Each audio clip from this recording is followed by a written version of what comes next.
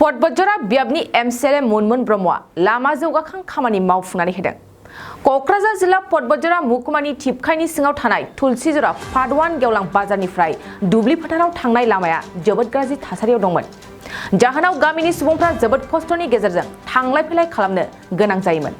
मख'नो गोनांदि गामिनि सुबुंफ्रा 1 नं बतझर बियाबनि एमसीएलए मुनमुन ब्रह्मखौ लोगो हमनानै लामानि जेंनाखौ फोरमायो।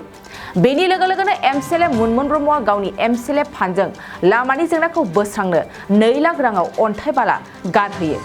बेनि अनगायैबो तुलसीजरा पार्ट 3 आवबो गासै 3 लाख रांनि मोनसे लामाखौ बेखेवनानै होयो। मख'नो गोनांदि बे लामायाव रायजो राजाफोरनि थाखाय जोबोद गोनांथार।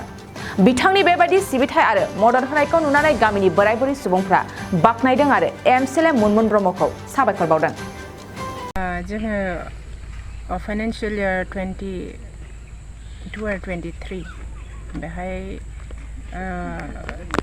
एमसीएलए फान्डनिफ्राय तुलसीजरा गामियाव ससानाव थांग्रा बे लामाखौ आं बेखेवफैदों।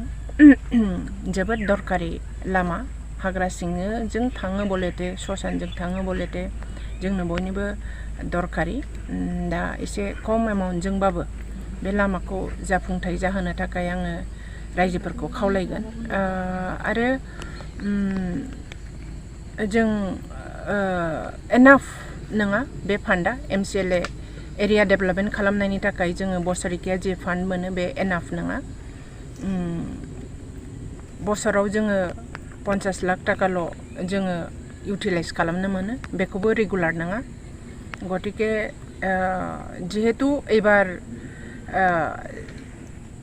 इउपिपिएल सरकारा बिटिसिआव दा बर्तमाननि सरकारा मोनसे एरियाखौ डेभेलप खालामनायनि थाखाय जेबो स्पेशल पेकेज माब्लाबाबो हराखै बे कयेक बोसोराव।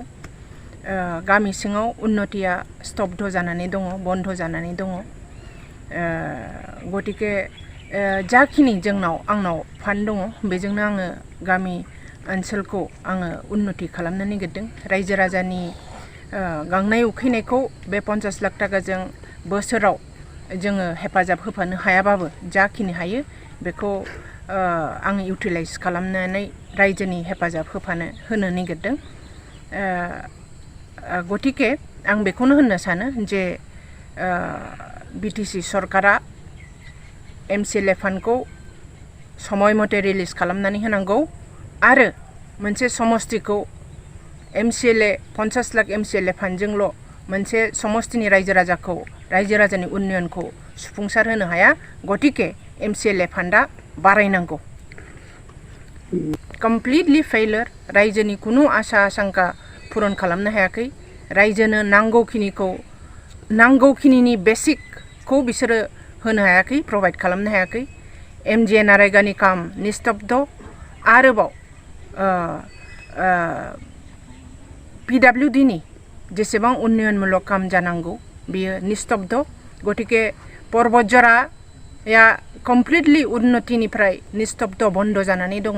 आरो अइन समस्तियाबो बेबादिनो 40टा समस्तिया गासिबो 40टा समस्तिनि रायजो राजाया नैबे सरकारनिफ्राय इउपिपिएल सरकारनिफ्राय बन्सित जानानै दङ उन्नतिनिफ्राय। मोजां मोनदों आरो माथो गोजोननाय मोनदों। गोबाव समनिफ्रायनो बेबायदि थासारि दंमोन नामा नोंथां? जों थैलायलांसैबो दासिमबो गैया बे लामाया ससान खालिबाबो। आरो जोंनि गामि थाबायग्रा लामा दिनै बानायना होबाय बायद'। दे जोंनि फिसाफ्रा जा होलाङो जोंनो बेनो थैसिगौ। लामाखौ मोजां खालायना होलाङो, नुयो गोजोन फिसाफ्रा रामैनो मोनजाथों। नैबे जोंनि बे तुलसीजरा गामिनि तितस खन्द'आव दा गोग्लैसोना थानाय बिटि सामफ्रोमनिफ्राय बे लामाया जायाखैमोन। दा मुनमुन बायद'आ दिनै नायसननानै बे लामाखौ दिनै परिस्कार खालामनो थाखाय बे आखायाव लाबाय। दा जों बेखौनो दा साबायखर बावबाय आरोखि रायजोनिफ्राय। 2023-24 सोलोंथाइ बोसोरनि थाखाय गोदान मुं थिसननाय लानानै फैदों डन बस्क' डिग्री कलेज साफागुरिया। देग्लायनिफ्राय डन बस्क' डिग्री कलेज साफागुरियाव बेचलर अफ आर्ट्स एबा BA नि सेथि सेमिस्टारनि गोदानै मुं थिसननाया दायो सोलिगासिनो दं। चिरां जिल्लानि साफागुरियाव थानाय डन बस्को डिग्री कलेजआ देग्लायनिफ्राय BA थाखोनि सेथि सेमिस्टारनि थाखाय गोदानै एडमिशन लानायजों लोगोसे बड', इक'नमिक्स, इंलिश, एडुकेशन, हिस्टरी आरो पलिटिकल साइन्स आयदानि थाखाय BA अनार्सनिबो खाबु दं। गोग्गो सोलोंथाइनि थासारिजों लोगोसेयैनो डन बस्को डिग्री कलेज साफागुरियाव आलादा आलादायै हौवा हिन्जावनि थाखाय हस्टेलनि खाबुबो दं। जुदि फरायसाफोरा डन बस्को डिग्री कलेज साफागुरियाव BA सेथि सेमिस्टारनि थाखाय गोदानै एडमिशन लानायनि सायाव आबुं बाथ्राखौ मिन्थिनोब्ला नैबे मबाइल नम्बर 9365551959 आव थोंजों सुला लानो हागोन।